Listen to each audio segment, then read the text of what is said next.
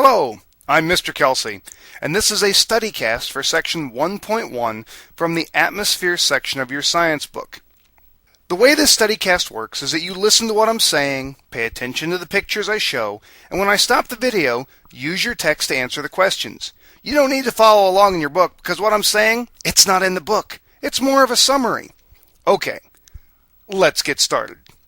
First, do this with me or I look like a big dork. Okay, bigger dork than normal.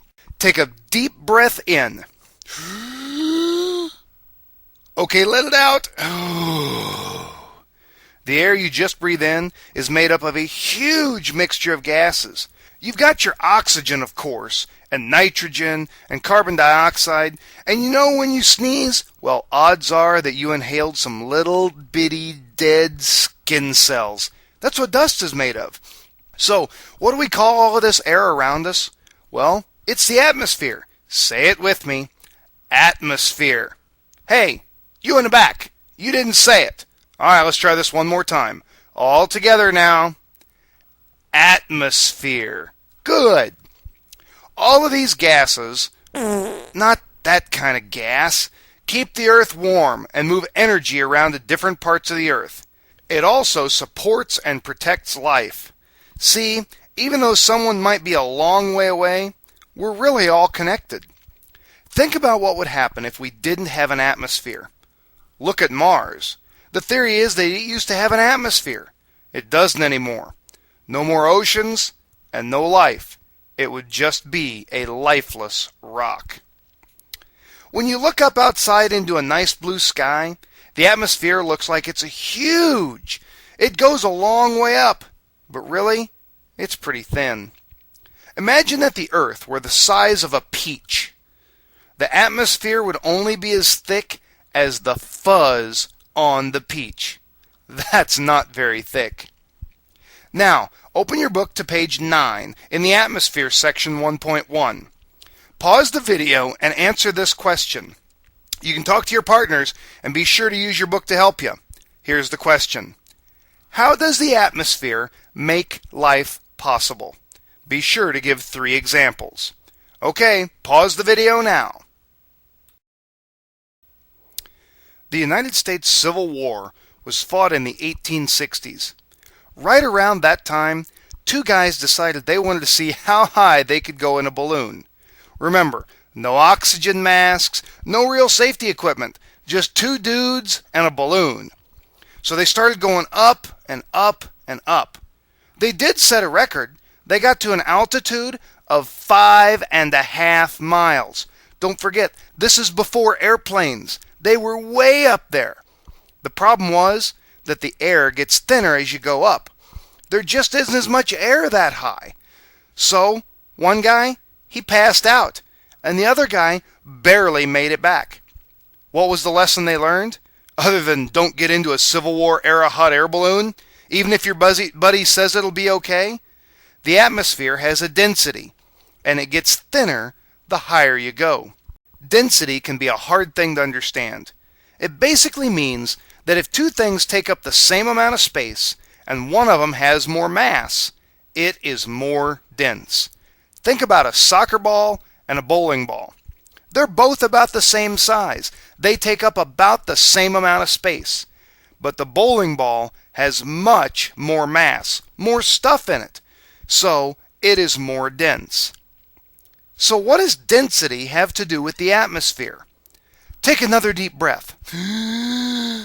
If we were to go up where airplanes fly and did the same thing, we would only be able to inhale about 1/10 the amount of air. The atmosphere keeps getting thinner and thinner as you go up. Think of it this way. If you have a bucket of sand and you pour it into a pile, the bottom of the pile will have more sand than the top of the pile. The atmosphere is the same way. So now the question is, where is the top of the atmosphere? There really is no top to the atmosphere. At an altitude of around 300 miles, you can consider yourself in outer space. Because the density gets less as you go up, most of the mass of the atmosphere is close to the ground. Pause the video now and take turns explaining to your partner how the atmosphere changes density as you get higher. Hello! Welcome to Cooking with Mr. Kelsey. Today we are preparing a batch of atmosphere. For our recipe today, you need 2 main ingredients. So let's go ahead and get those out. You will need oxygen and nitrogen. These are the main 2. So let's go ahead and mix those up. What do you think the largest ingredient is? If you said oxygen, you're wrong. 78% of our atmosphere is made up of nitrogen. Let's put in the nitrogen.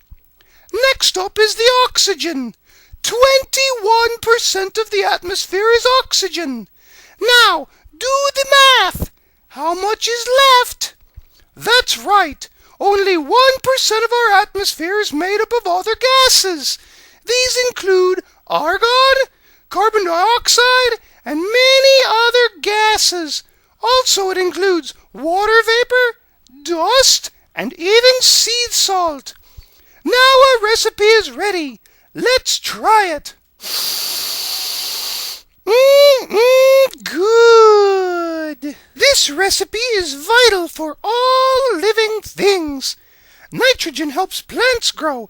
Oxygen is necessary for us to breathe, as well as all other animals. And plants use the carbon dioxide and water to make food. Go ahead and pause the video now, and with your partner, review the recipe for atmosphere. The recipe we just talked about in the last segment changes all the time. It changes depending on the location on Earth, the season, and even the time of day. Another thing that changes the makeup of the atmosphere are some natural changes. You breathe enough air each day to fill 5 school buses. That's like 3,000 gallons of air. All animals participate in these processes. Let's look at 3 of these. First up, the carbon cycle. In the carbon cycle, carbon dioxide and oxygen constantly circulate or cycle between plants, animals, and the atmosphere. The next one is the nitrogen cycle. Nitrogen, the most abundant gas in the atmosphere, cycles between the atmosphere, soil, and living organisms. And last, but certainly not least, is the water cycle.